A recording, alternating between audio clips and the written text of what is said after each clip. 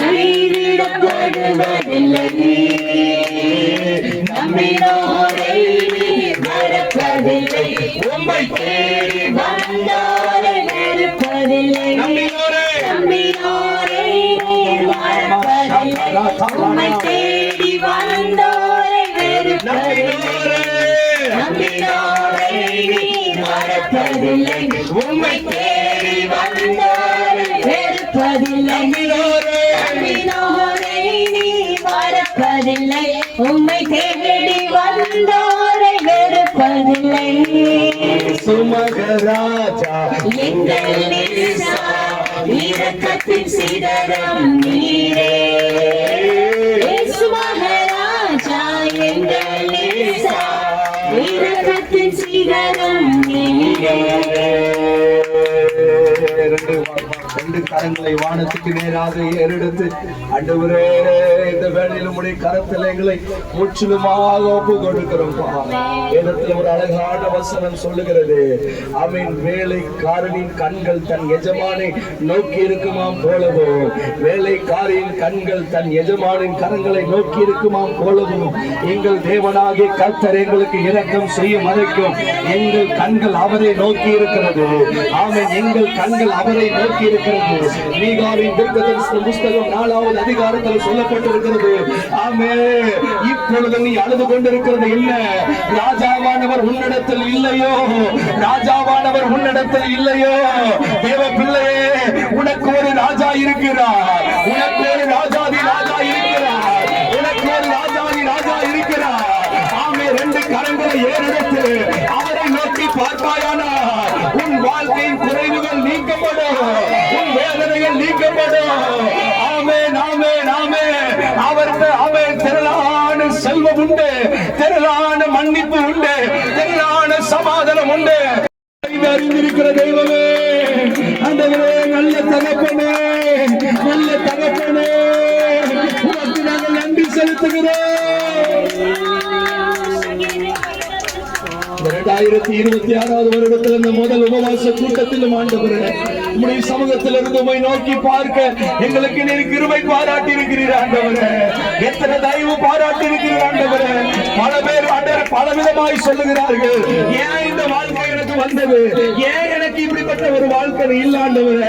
இந்த வாழ்க்கையை தந்த கர்த்தருக்கு ஸ்தோத்திரம் ஆண்டவரே. இன்னும் எங்களுக்கு ஜீவனை தந்த கர்த்தருக்கு ஸ்தோத்திரம், ஸ்தோத்திரம், ஸ்தோத்திரம். நன்றி, நன்றி, நன்றி ஆண்டவரே, நன்றி ஆண்டவரே.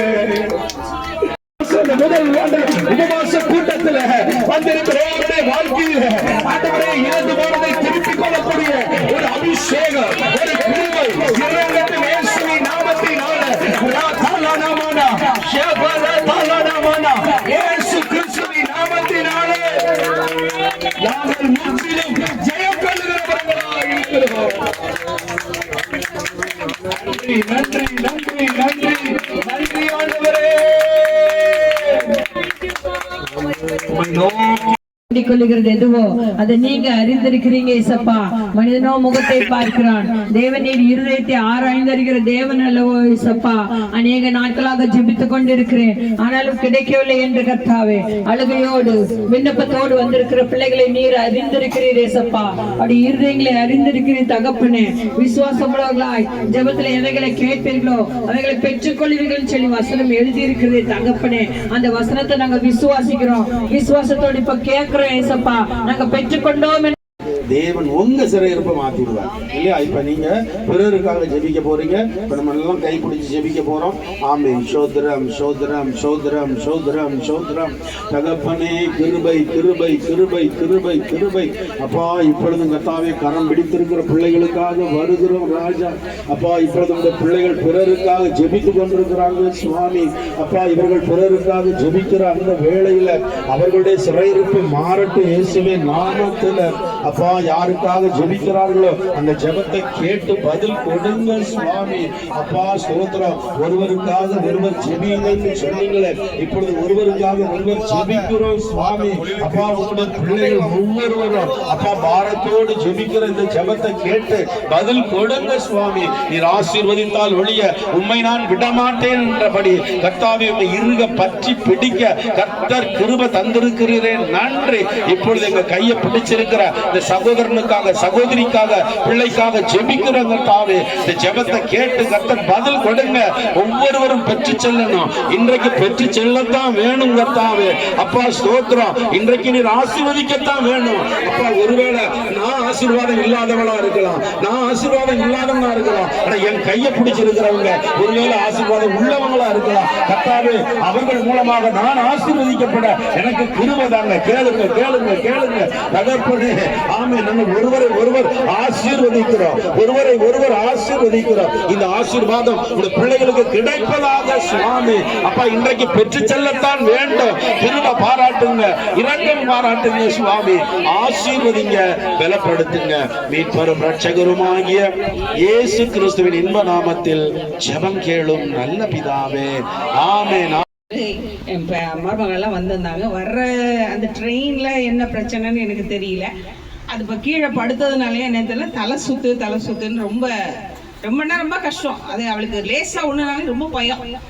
அவிஸ்வாசம் தான் அதுக்கு காரணம். நான் என்கிட்ட என்னன்னா, ஏசப்பா எதுவும் நான் வாடகையும் கூடாது, அணுகாது, பொல்லா உனக்கு நேரிடாதுன்னு அவர் சொல்லியிருக்காருன்னா அதை நீ விசுவாசின்னு சொன்னாலும் நான் அந்த நம்முடைய வார்த்தையை காட்டிலும் என்னதான் வருது, பிசாசினுடைய வார்த்தைகளை தான் கொஞ்சம் அதிகமாக விசுவாசிக்கிற மாதிரி ஆயிடுது.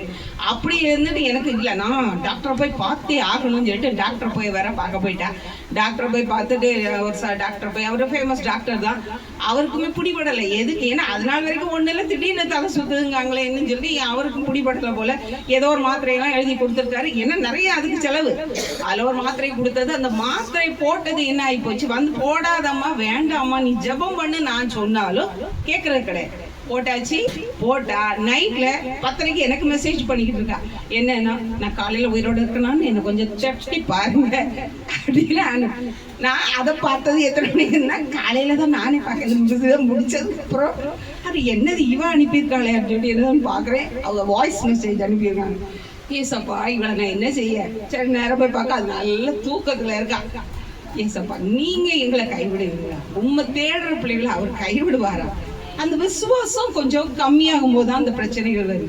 அவரை காலையில எழுந்துச்சுன்னா என்னமா உயிரோட தானே இருக்கு அப்படின்னு, உயிரோட தான் இருக்கு. அந்த நேரம் தான் ஐயா வந்தாங்களா, உடனே என்ன, ஆஹா உன் யோகத்துக்கு பாஸ்டர் ஐயா வர்றான்னு சொல்லியிருக்காங்களா, அவர் ஜெபம் பண்ணிடுவோம் அப்படின்னு. அதே மாதிரி ஐயா வந்தாங்க, ப்ரேயர் பண்ணுங்கன்னு. அவளுக்கே சிரிப்பு தான் வருது. தன்னுடைய நிலைமை அவளுக்கு தெரியுது, நம்ம இப்பெல்லாம் செய்யறோமேன்னு. ஆனாலும் அவிசுவாசம். அப்புறம் ஜெபம் பண்றாங்க. ஐயா தான் நல்ல ஒரு என்ன செஞ்சாங்க, தண்ணி கொடுத்து அதை குடிமா ஒன்றும் பண்ணாதுன்னாங்க. நல்லா இருக்குன்னுட்டு இன்னைக்கு வரணும்னு நினைச்சேன். ஆனால் என் 2 பேரனும் கொஞ்சம் சேட்டை அதிகம். ஞாயிற்றுக்கிழமை கூட்டிட்டு வந்துட்டே கொஞ்சம் ரொம்ப பிரச்சனை ஆகி போச்சு. அதனால தான் இன்னைக்கு சரி வீட்டில் இருக்கா. அதனால நான் அவளுடைய சார்பாக இந்த சாட்சி சொல்றதுக்கு தேவன் கிருபை கொடுத்தார். அவங்களே சொன்னாங்க, ஜீவனோட சாட்சியாக நீங்க சொல்லணும்னு சொன்னாங்க. நான் நல்லா சொல்லிட்டேன். தேவனுடைய நாமம் மாத்திரம் மகிமைப்படட்டும். எவ்வளோ நன்மை தேவனுக்கு கோடி நன்றி செலுத்துறப்பா. போன மாதம் வர யோசனை வந்தேன். வீட்டுக்காரர் உடம்பு சரியில்லை. ஒரு ஸ்பூன் தண்ணி குடிச்சாலும் வாந்தி, ஒரு உருண்டை சோறு சாப்பிட்டாலும் வாந்தி. ரொம்ப கஷ்டப்பட்டாங்க. 3 நாள் கஷ்டப்பட்டாங்க, ஒன்றும் முடியலை. சரி இப்போ சர்ச்சுக்கு போகிறேன், போயிட்டு அங்கேருந்து சாப்பாடு வாங்கிட்டு தாரேன், அது சரியாக இருந்துட்டு ஒரு விசுவாசத்தில் வந்து ஜோம் பண்ணிட்டு அதனால கொண்டு போன சாப்பாடு அப்படியே சாப்பிட்டாங்க. அன்னையிலேருந்து இன்ன வரைக்கும் நல்லா சாப்பிடுவாங்க. அது சாட்சியாக சொல்கிறேன். ஏன்னா முடியலை, ரொம்ப முடியலை. குளுக்கோஸ் ஏற்றமும் அந்த அளவுக்கு போயிடுச்சு. ஆனாலும் விட்டுட்டு வரும் மனசு இல்லை. ஆனால் குழந்தைக்கே வந்தேன். ஆனால் நல்ல சுகத்தையும் பெற்றுக்கொண்டோம். கர்த்தருக்கு நாங்கள் மகிமை செலுத்துவோம். சோத்திரம். இருந்திருக்கு. அப்படி நடக்க முடியாமல் ரொம்ப கஷ்டப்பட்டுருக்கு. வீட்டில் இருக்காடி அம்மாவை ஃபோன் பண்ணி சொன்னேன். அப்பவும் ஃபாஸ்ட்டர் மட்டும் சொன்னாங்க. அவங்களும் ஜெபிச்சாங்க, நானும் ஜெபித்தேன். கர்த்தர் கிருபையால் அவங்களுக்கு நல்ல சுகம் கிடச்சிட்டு ஐயா பாஸ்டமாக எப்போ பார்ப்பேன்னு ஓயாமல் சொல்லிக்கிட்டே இருக்கா.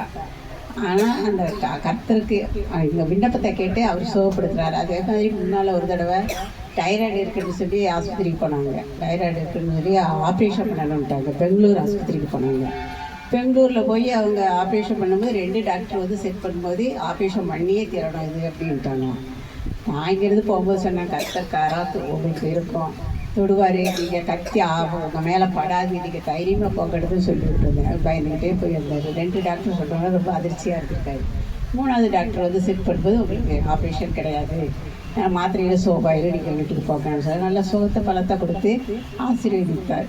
அதே மாதிரியே போன வருஷம் என் பேத்தி நீட் பரீட்சை எழுதிக்கிட்டா, பாஸ் பண்ணிட்டா. ஆனால் ஃப்ரீயாக போகிறதுக்கு ஒரு 10 மார்க்கு கம்மியாக இருந்தனால பார்டர் பண்ணிங்கன்னா இவர் ஹாஸ்டலில் எங்கேயும் அவங்க அப்பா, ஆனால் நிறைய வந்தது டாக்டருக்கு, ஹாஸ்டலில் தங்கிறதுக்கு அவருக்கு விருப்பம் இல்லை, விட மாட்டேன்னுட்டார். பிறகு நான் சொன்னேன், கர்த்தர் என்ன நோக்கம் வச்சுருக்காரோ அந்த நோக்கத்தைப்படி போகல, அதுதான் வேணும் இதுதான் வேணும்னு நினைக்க, அவர் எதை கொடுக்காரோ அதை செய்ய அப்படின்னு இன்ஜினியரிங் காலேஜில் கொண்டு போய் சேர்த்துருக்காங்க.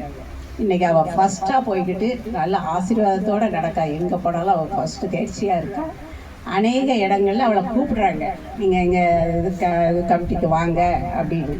அவளுக்கு அப்படி இருந்து டாக்டருக்கு வந்துக்கிட்டே இருக்கு. அவளுக்கு டாக்டருக்கு தான் ஆசை, ஆனாலும் கர்த்தர் கொடுத்ததை நீ கைவிடாத அப்படின்னு சொல்லி நான் அடிக்கடி சொல்கிறதுனால சந்தோஷமாக அந்த கல்வியை கற்று எல்லாத்துக்கும் 1 லட்ச ரூபா ப்ரைஸ் கூட வாங்கியிருக்கா. இப்போ ஆண்டவருக்கு ஸ்தோத்திரம், கர்த்தருக்கு மகிமையாக நடத்துகிறார். கர்த்தருக்கு கொடாகொடி ஸ்தோத்திரம், இடத்துக்கு பதில் செய்கிறாங்க. கர்த்தருடைய பரிசுத்த நாம மாத்திரம் மகிமைப்படுவதாக. இந்த சாட்சியில் மிகவும் முக்கியமாக என்னென்னா, ஜனவரி முதல் உபவாச ஜெபம். இந்த இதில் நான் சாட்சி சொல்லணும்னு எதுக்கு வாங்கிட்டேன்னா, எங்கள் வீட்டில் வந்து மழை வந்துட்டுனாலே தண்ணி உள்ளே வந்துடும்.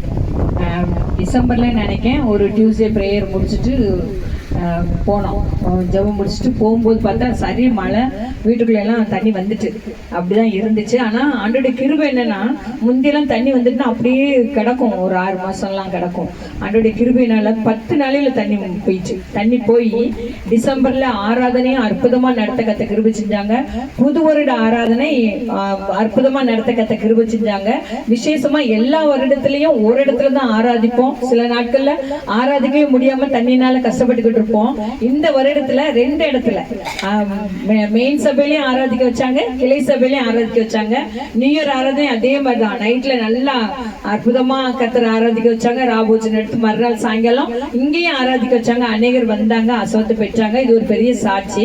அதுக்கடுத்து என்னன்னா, இந்த ஷூட்டிங் பிரேயர்ல என்ன அப்படின்னா, எங்க பாப்பாவுக்கு வந்து திருமணத்திற்காக நான் எப்பவுமே வந்து ஆவிக்குரிய அசோத்துக்கு மட்டும்தான் கேட்பேன். திரள ஆத்துமாக்கள் வேணும், வர்ற ஆத்துமாக்கள் பெயரக்கூடாது, இப்படியே தான் நான் எப்பவும் ஜெபம் பண்ணுவேன். நல்ல ஒரு பெரிய சபை வேணும், அதுல நிறைய ஆத்துமாக்கள் வேணும் ஜெபிச்சுக்கிட்டே இருப்பேன். என்னுடைய ஜெபம் வந்து ரசிக்கப்பட்டதுக்கு அப்புறம் இது மட்டும்தான் இருந்துச்சு. தண்ணியில உள்ள இருந்தாலும் தண்ணி பொண்ணுலாம் நான் ஜெபிக்க மாட்டேன், ஆத்துமாக்களுக்காக தான் ஜெபிப்பேன்.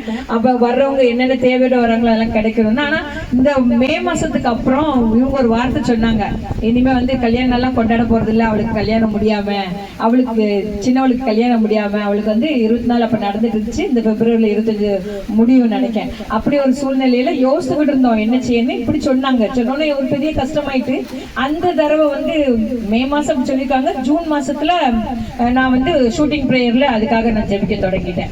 ஏன்னா இதுக்கு மேலேயே நம்ம வந்து இவ்வளவு சொன்னதுக்கு அப்புறம் ரொம்ப பாரப்படுறாங்க பாஸ்டர், கர்த்தர் நடத்துவார் அப்படின்னு நான் மனசுல நினைச்சிட்டு இருந்தேன். நான் ரொம்ப பாரப்பட்டு அந்த வார்த்தை வெளியே வந்த உடனே அன்னைக்கு நான் வந்து ஜெபிச்சிட்டேன். அந்த ஷூட்டிங் பிரேயர்ல ஃபர்ஸ்ட் டைம் என் பிள்ளைக்காக, இசப்பா சீக்கிரமா ஏற்ற துணியை கொடுங்க, உங்களுக்கு சுத்தமான துணியை கொடுக்கணும். அது நல்ல ஒரு நாங்க வாஞ்சித்தது உலக காரியமா வேலை பார்க்குறவங்களும் வந்தாங்க. ஏதோ எங்களுக்கு ஒரு வாஞ்ச ஒரு ஊழியக்காரங்களா இருந்தா நல்லா இருக்குமே அப்படின்னு நினைச்சிருந்தோம். கர்த்தருடைய பெரிதான கிருபையினால ஜூன் மாசத்துல நான் ஜெபிச்சுட்டு போயிருக்கேன்.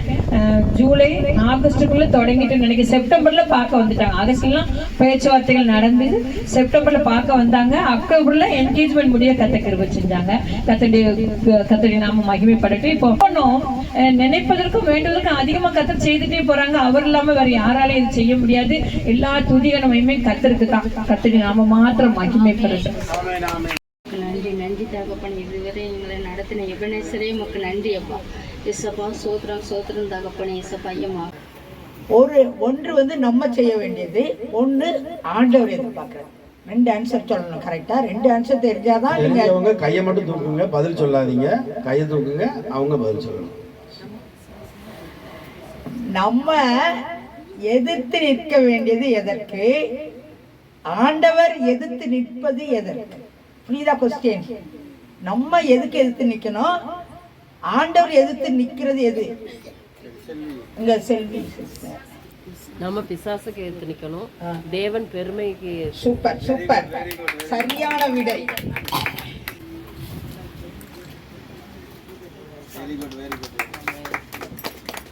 துதிப்பதே என் தகுதியல்லோ, துதித்திடுவேன் என் இயேசுவை.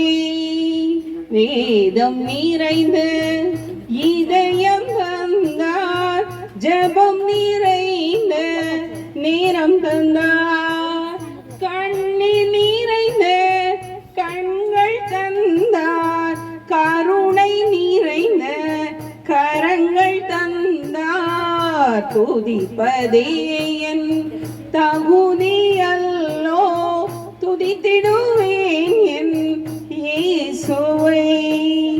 மனதில் நிறைந்த மகிழ்ச்சி தந்தார், பார்வை நிறைந்த தூய்மை தந்தார், சிந்தனை நிறைந்த ஊழியம் தந்தார், செயல் நிறைந்த திட்டங்கள் தந்தார். துதிப்பதே என் தகுதியல்லோ, துதித்திடுவேன் என் இயேசுவை.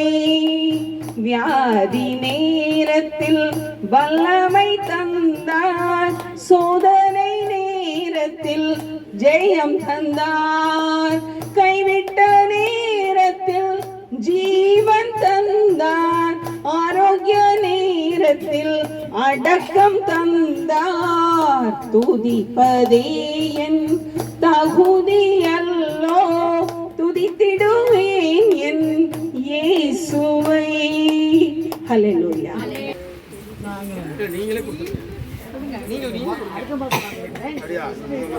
வசனம். சரி சிஸ்டர் லீலா. இது ஒரு விசுவாச பிள்ளையோட வாஞ்ச மாசம் மாசம் பாத்திரம் தானே தாரீங்க, எங்களுக்கு வசனம் தாங்க அப்படின்னாங்க. ஸோ அந்த விசுவாச பிள்ளையின் வாஞ்சையை கர்த்தர் நிறைவேற்றினாங்க. ஆமென். அடுத்து எப்சிபா சிஸ்டர் எஸ்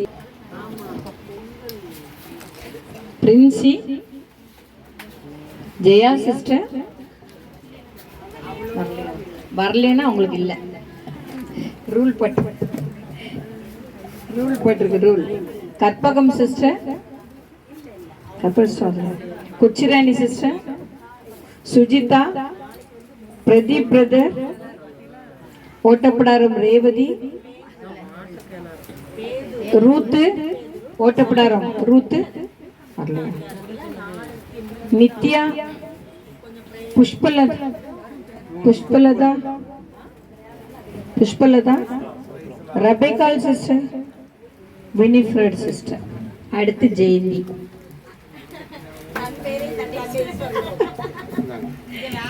ஜெயந்தி ஒன்று வாங்கிருக்கேன்.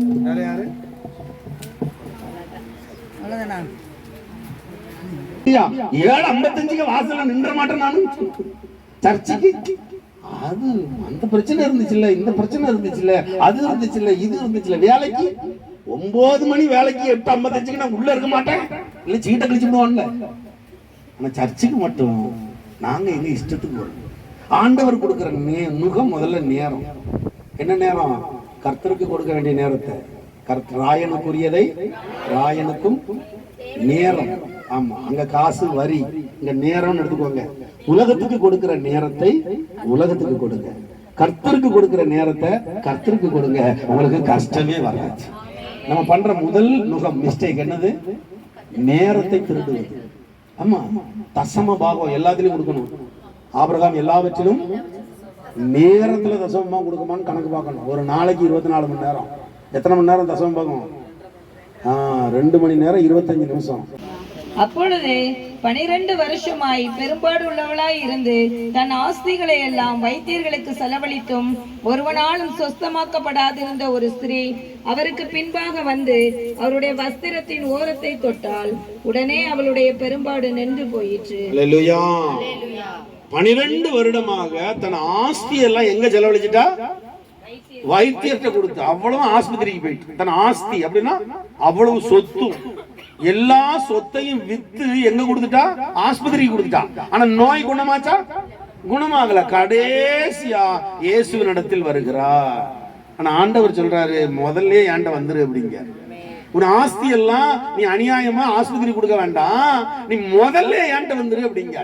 ஆனா நமக்கு என்ன பயம், ஆண்டவர்கிட்ட குணமாகுமா தெரியலையே. ஆண்டவரை கண்ணால நாங்க எங்க பார்த்தோம், அவர்கிட்ட கை பிடிச்சி நாடியா பாக்காரு, எப்படி குணமாகும் தெரியலையேன்னு முதல்ல டாக்டர் டாக்டர் டாக்டர், இந்த டாக்டர் விட்டு அந்த டாக்டர், அந்த டாக்டர் விட்டு இந்த டாக்டர் எல்லாம் செலவழிச்சு கடைசியில ஏசிட்ட வந்து அவர் சால்வையின் தொங்கலை தான் எழுதிஞ்சா தொட்டான். அப்ப நமக்கு வியாதியாக இருந்தால், ஒரு வியாதி நமக்கு வந்துட்டுன்னா முதல்ல யார்கிட்ட வரணும், ஏசப்பாட்ட வரணும். கர்த்தரால் கூடாத காரியம் எல்லாத்தையும் விட்டு டாக்டர்லாம் கைவிட்டு, டாக்டரே சொல்லுவான் உங்க குலதெய்வம் யாரு, உங்க சாமிகிட்ட வேண்டிக்கோங்க அப்படிமா டாக்டர் இல்லையா. அப்போ மருத்துவருக்கெல்லாம் மேலான மருத்துவர் இயேசு, அவர்கிட்ட முதல்ல வந்துடணும். நிறைய பேருக்கு அந்த நம்பிக்கையே இல்லைங்க. ஆமா, இந்த தண்ணி பாட்டில் மேல நிறைய பேருக்கு என்ன இல்ல, நம்பிக்கை இல்லை. இல்ல இல்ல ஓட்டையை தேடுறாங்க, எக்ஸ்ரேல ஓட்டையை காணும். கர்த்தரால் கூடாத காரியம், அந்த விசுவாசத்தை உங்களுக்கு தந்துட்டே இருக்கும். பேதுருட்ட ஒருத்தன் வந்து, ஐயா ஏதாவது பிச்சை போடுங்க ஐயா. அன்னைக்கு பேதுரு இறக்கப்பட்டு ஒரு ரூபா கொடுத்துருந்தாருன்னா அன்னைக்கு சாப்பிட்டுருப்பாங்க. ஆனா பேதுரு சொன்னாரு, தம்பிங்க வா, பொன்னும் வெள்ளியும் என்னிடத்தில் இல்லை, எனக்குள் இருக்கிற என்னிடத்தில் இருக்கிற இயேசுவை உனக்கு தருகிறேன், எழுந்து நட அப்படின்னு எழுப்பி விட்டார். அவர் ஒரு ரூபா கொடுத்திருந்தா அன்னைக்கு பசியாரி இருப்பான், இயேசுவை கொடுத்ததுனால நித்தியமாய் நடக்க ஆரம்பிச்சிட்டான். அல்லேலூயா, அதுதான் இயேசு. அதைத்தான் உங்களுக்கு சொல்றோம். ஆஸ்பத்திரிக்கு போனா செலவு, கர்த்தட்ட வந்தா இலவச மருத்துவம். அல்லேலூயா. உங்க விசுவாசத்தை பொறுத்த அரை மனசு ஏதோ பாச சொல்றாரு, வருவோம் பார்ப்போம் அப்படின்னு இங்கேயும் ஒரு பார்வை அங்கேயும் ஒரு பார்வைன்னா டபுள் ஆயிடும். பரிபூரண விசுவாசம், பரிபூரண கடுகு விதை அளவு விசுவாசம் உங்களுக்கு இருந்தால் இந்த மலையை பார்த்து அப்புறம் போ என்று சொல்லாது. உங்களால் கூடாத காரியம், மலையே போதான், வியாதி போவாதா, கட்டாயம். அப்ப வருத்தப்பட்டு வியாதியினால் பாரம் சுமக்கீங்களா, வந்துருங்க ஏசப்பாட்ட. அடுத்து மார்க்கு 2. நம்மள்ட்ட ஒண்ணுமே இல்லை, நம்ம சிந்தை. ஆனா உங்கள்ட்ட தான் ஆசீர்வாதம் இருக்கிறது. என் ஊர்ல அவ்வளவு, என் சாரி பாத்துல எத்தனை பணக்காரன் இருந்திருப்பான், அவன்கிட்ட அனுப்பியிருக்கலாம்ல கர்த்தர் எலியாவ. ஏன் இந்த விதவைக்கு அனுப்பினாரு, எலியாவுக்காக அல்ல, அந்த விதவையை கர்த்தர் ஆசீர்வதிக்கும். அதுக்கு ஒரு வே வேணும், ஒரு வழி வேணும். அதுக்கு எலியாவை கர்த்தர் பயன்படுத்தினார். தேவ ஜனமே, உங்களை ஆசீர்வதிக்க தேவன் ஏதோ ஒரு வழியை பயன்படுத்துவார். உங்களுக்கு அது புரியாது, என் கஷ்டத்துல இது வேற தலைவலியா அப்படின்னு நினைக்க கூடாது. அந்த கஷ்டத்தின் பாதையிலே கர்த்தர் நடத்துகிறார். முழுசா ஒப்பு கொடுத்தோம். ஆமா, முழுசா ஒப்பு கொடுத்துட்டா அவர் கடைசி வரை நடத்துவார். அது இல்லாம என்கிட்ட ஒண்ணு இல்ல, என்கிட்ட ஒண்ணு இல்ல, நான் எம்டி, என்கிட்ட இல்ல சொல்லிட்டே இருந்தா வெறுமனவே தான் நம்ம இருப்போம். என்கிட்ட எல்லாம் இருக்கிறது, என் இயேசு இருக்கிறார், என் இயேசு இருக்கிறார். வீட்டுல கடைசி செம்பு டம்ளர்ல தண்ணி மிச்சம் வருதுல, அது வரைக்கும் இயேசு இருக்கிறார் என் கூட. ஐயா, இந்த விசுவாசத்தை தான் அவர் பார்க்க. சாரிபாத் விதவிக்கு அந்த விசுவாசம் இருந்தது. கர்த்தர் கட்டளை இட்டார், அவர் கீழ்ப்படிந்தார். கீழ்ப்படிஞ்ச உடனே செயல்பட்டாள். கர்த்தர் அவளை வாழ்நாள் முழுவதும் ஆசீர்வதித்தார். அது மட்டுமா, யாத்ராகமம் 7.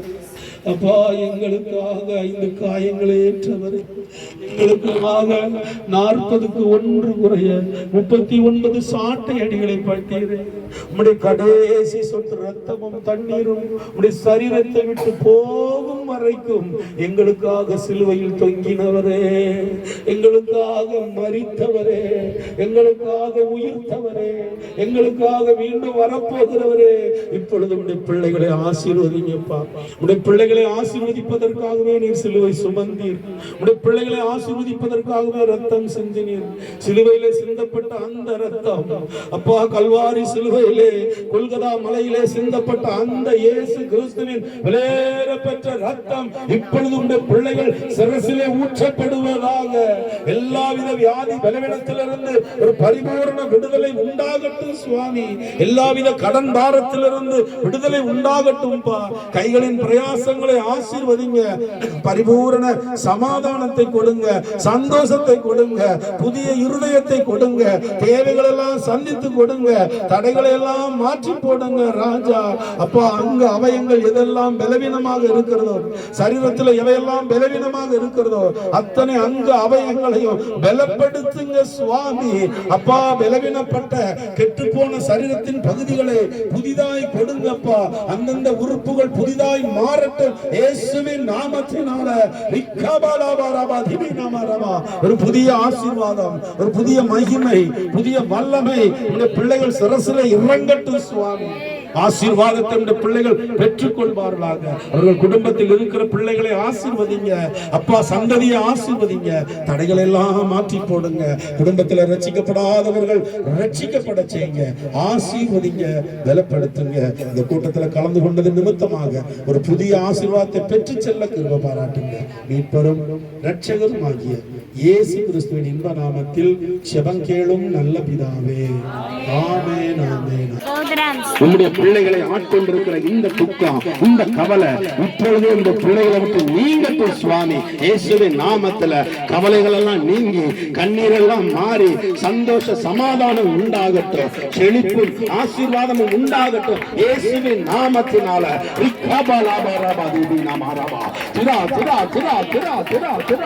நன்றி அப்பா, நன்றி ராஜா, கொடி நன்றி. ஆசீர்வதிங்க, பலப்படுத்துங்க. மீட்பரும் இரட்சகருமாகிய இயேசு கிறிஸ்துவின் இன்ப நாமத்தில் ஜெபம் கேளும் நல்ல பிதாவே, ஆமென், ஆமென். என் ஆத்துமாவே கர்த்தரை ஸ்தோத்திரி, என் முழு உள்ளமே அவருடைய பரிசுத்த நாமத்தில். அல்லேலூயா, அல்லேலூயா, அல்லேலூயா.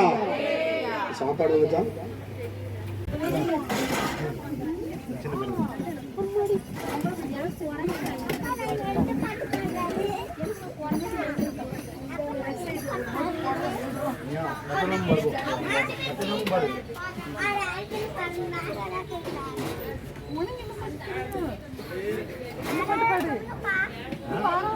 அன்பு கூறுவேன் பாடு, அன்பு கூறுவேன் இன்னும் அதிகமே பாடு.